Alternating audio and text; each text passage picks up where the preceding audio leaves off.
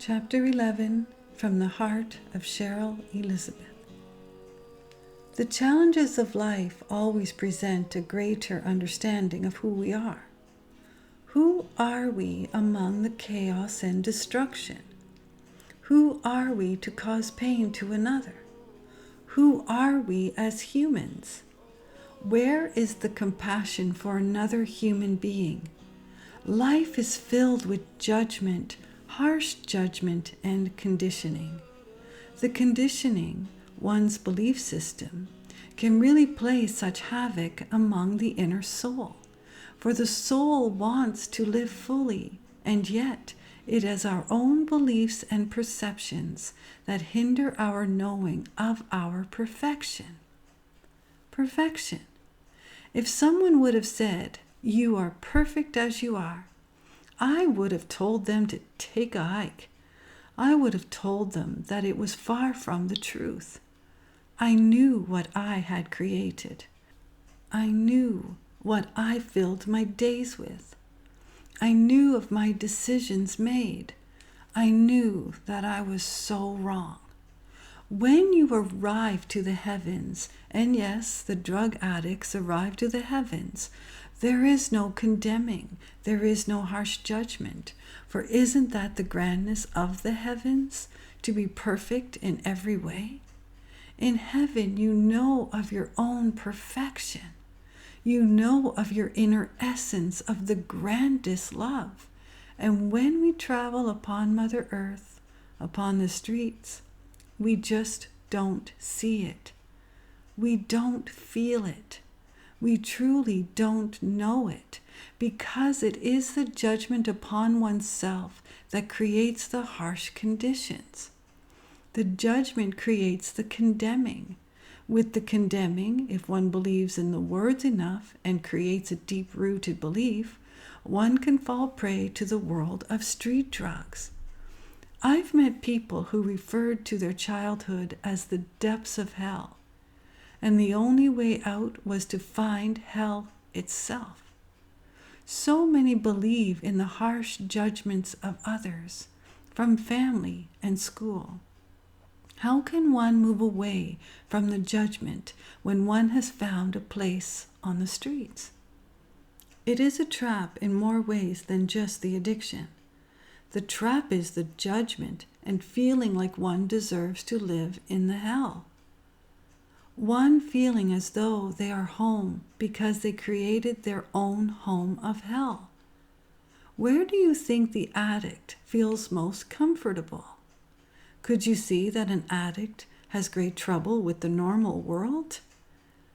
How can the addict fit in? And then the trap of even more destruction, the trap when you return to be normal, to show up at the family wedding or a family funeral, to show up at Christmas and your mom's birthday, takes the greatest amounts of courage that addicts just can't find. I messed up many Christmases. I messed up many birthdays. I messed up by mostly not showing up. And if I did make it to be with my family that loved me so, I felt so burdened with how I must be the biggest disappointment that could ever sit at the dinner table. To go from the streets to a home-cooked meal, a family gathering, is like knowing you are entering a war zone. The others aren't at war, although perhaps sometimes they were, for I did give the greatest gift of disappointment. I wasn't there when I was to be there, and when I was there, only my body was present, my mind blown on some outrageous shit I just injected into my body so I could cope, so I could pull it off as if I was normal. Normal, what is that? Normal at a family function, normal at my sister's wedding. Couldn't handle it. I couldn't handle the happiness and the abundance of people joyous around me. All my sister wanted was her sister to be happy. All I showed was misery and blamed it on her for being happy, for getting married, for finding a place to live life fully. I knew I was not ever going to be married. I knew that I wasn't good enough. But here it is. I was good enough. I would have made a wonderful wife. I would have loved another as a loving wife would. But with my conditioning, with my harsh judgment towards myself, and let's not forget the endless, insatiable appetite for hatred, I couldn't possibly believe I was good enough. I thought men were there to be taken advantage of. If they were stupid enough to be with the likes of me, they were just stupid enough not to stay. I missed my sister's wedding, not because I didn't show up, but because she didn't invite me. She graciously eloped so I wouldn't be hurt.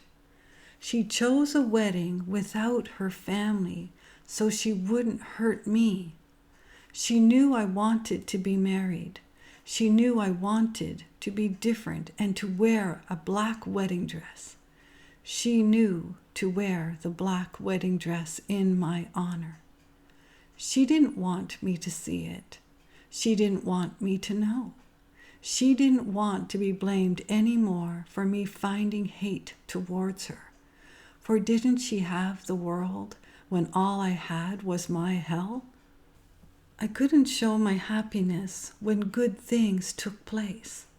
My little sister wouldn't share with me her successes and her heartache, for her successes would have made me find hate and jealousy, and her heartbreak would make mine feel better. When you have nothing, it is hard to wish good things for others, especially the ones you are close to. My sister got married in a black dress without me, because I was me. When I found out she was married, I found more hatred. When I found out she couldn't tell me about it, I felt more hatred. I understood that I messed up the bond that we had. By the way, my little sister never told me she wore black. In fact, she has only a few pictures that she hides. But here in the heavens, I know. I also understand beyond all understanding. Why can't earth feel like heaven? Why do we choose what we choose? Why would I have not found happiness as my sister married the one she loves? Why could I not have seen her break all the rules and wear black? Anger, that is the only answer. That, and she knew I would be hurt. And the last thing she wanted as I lived my last year or so of life was to hurt me. I hurt me, not my sister. I hurt me. I will admit it was a time I didn't want to talk with her. Here she found a place of happiness and I found a place of anger. You know how I started to talk with her again? You know what brought us back together? Her heartache. After married, she found deep sorrow and heartache, and I found a way to be happy about it. That's what brought us back together before I left Mother Earth. Her heartbreak brought my happiness, and her happiness brought my heartache, for I was filled with anger. She didn't bring me the heartache. I did. Another wonderful, beautiful excuse to be an addict.